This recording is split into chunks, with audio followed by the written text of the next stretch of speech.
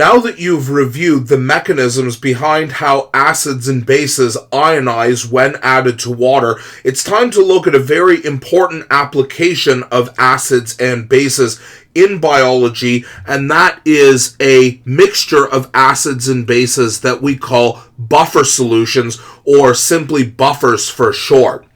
Buffers are a very important group of chemicals because their job is to protect the body whenever it accumulates a large amount of acid or base, which, as we will learn later, can be very damaging to the different chemicals that make up an organism. And the way that buffers do this is simply they neutralize them in order to prevent the extra acid or base from being able to do any damage.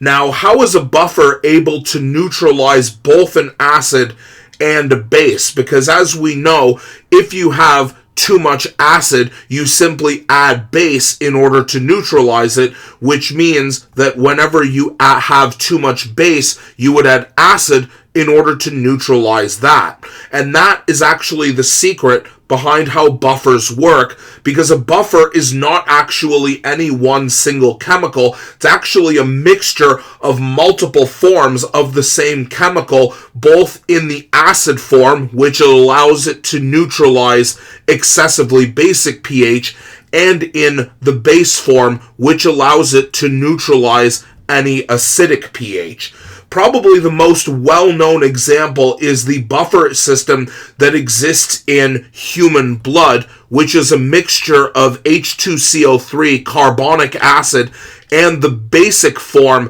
of carbonic acid, HCO3-, also known as bicarbonate or hydrogen carbonate. Now let's take a look at how this buffer system is able to work. So let's say that human blood has a large amount of base that is added to it, which can be deadly to all of the different types of cells that are found within the blood. So since this is a base, we need to use the acid form of a buffer in order to neutralize it, and we can do that by simply allowing the base to do what a base does. So this negative charge in a hydroxide ion here is naturally going to attract to one of the hydrogens that contains a positive pole by forming an ion dipole attraction. Now, as we looked at when we looked at acidic and basic ionization mechanisms, we know that the lone pairs within an ion can actually move and reform a bond with another molecule like this. In this case, this lone pair is going to form a bond with this hydrogen on carbonic acid, but as we observed in the previous video, because hydrogen cannot make more than one bond, that means that the existing bond is going to break, causing this bond to become a lone pair on the oxygen that we see here. Now, if we draw the two product molecules, if we look at what happens to hydroxide, we know that hydroxide is only going to have two lone pairs left over, and its last lone pair is going to form into a bond with a second hydrogen, meaning that we have just produced water, and therefore that we have neutralized our base, because there is no longer any hydroxide here. The hydroxide has now been converted into water like this, and the carbonic acid from the buffer that we used, if we draw what is left over of its structure, the oxygen on the bottom left of the molecule no longer has a hydrogen, but instead of having two lone pairs, would now have a third lone pair that used to be the bond that was holding on to hydrogen. So we have just made the basic form of the buffer hydrogen carbonate, or more commonly called bicarbonate, like this.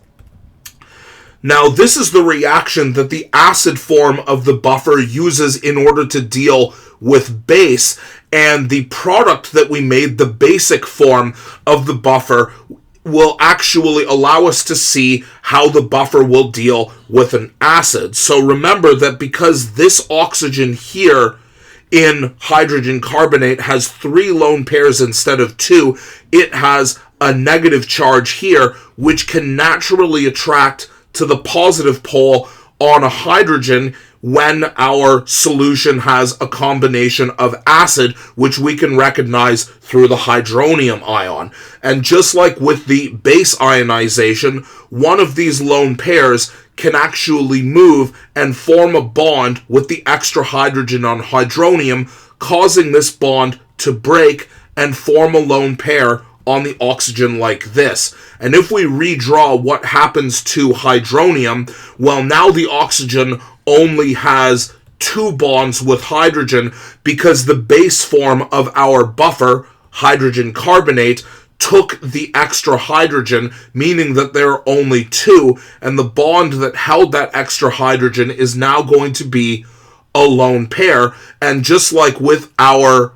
neutralization of base, we have produced water, effectively showing that we have neutralized our acid because now we don't have any hydronium left over. The hydronium has been neutralized and converted into water, and the basic form of our buffer, if we redraw what this now looks like here, we can see that this oxygen only has 2 lone pairs because the last lone pair was used to make a bond with the hydrogen that used to be on hydronium, meaning that we have regenerated the acid form of our buffer, carbonic acid, H2CO3. So this is how buffer solutions work, by containing a mixture of the acid form and base form of the same compound. It allows this mixture of the 2 compounds to react with any extra base or any extra acid in a solution in order to neutralize them both, as we can see by the fact that water is produced, and generally keep the pH stable and prevent any extra base or acid from damaging the cells of the organism. Now that you've finished this video, see if you can take a look at the examples of buffer systems on the next page. Phosphoric acid is an example of a buffer that is used in order to keep cells' nuclei stable. And this, of course, is important because that's where all of the DNA in a cell is stored.